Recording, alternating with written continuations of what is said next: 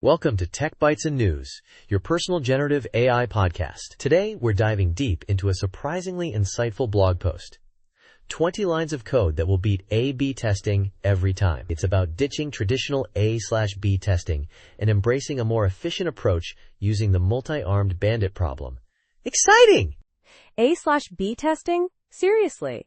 I thought that was like ancient history. What's the beef? The beef, my friend, is that A/B testing wastes resources. You split your users, show half the old stuff, half the new, and you lose out on potential gains while you wait for results. It's like a drug trial, but with website buttons instead of life-saving medication. Ouch! So what's the alternative? The multi-armed bandit algorithm. Think of it as a smarter slot machine. It continuously learns which option performs best and adjusts accordingly. Instead of a 50-50 split, it favors the apparent winner, but still explores other options to ensure it doesn't miss out on something even better. It's all about balancing exploration and exploitation. Sounds like magic. But how does it work in practice? Is it really just 20 lines of code? Pretty much. The core is an epsilon greedy approach. 10% of the time, it chooses randomly, exploration. 90% of the time, it picks the option with the highest expected reward, exploitation. It tracks successes and failures for each option, constantly refining its estimates. Simple, yet powerful. So what about the math? How does it calculate these expected rewards? It's straightforward. For each option, it divides the total reward, e.g. number of clicks, by the number of times that option was shown.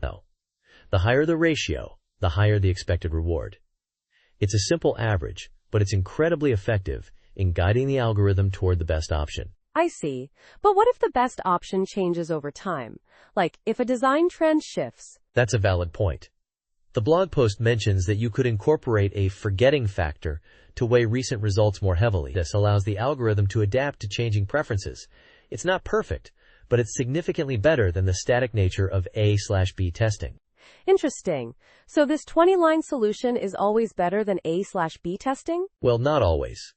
The blog post makes a strong case, but it's not a silver bullet. It's better in many scenarios, especially when you have many options or limited time to analyze results. The epsilon greedy strategy is just one approach. There are more sophisticated methods like Thompson sampling and upper confidence bound that offer even better performance. But for a simple, effective solution, this is a great starting point. So it's a powerful tool, but not a replacement for all A/B testing scenarios. It's more of a powerful enhancement. Exactly. It's about maximizing your results while minimizing wasted time and resources. Think of it as a turbocharger for your optimization efforts. And it's all thanks to the surprisingly elegant, multi-armed bandit algorithm. Amazing! Definitely worth exploring. Thanks for the breakdown. You're welcome. And to our listeners, thanks for tuning in to Tech Bytes and News. We hope you found this discussion insightful and perhaps even a little bit inspiring. Until next time, goodbye. Bye-bye.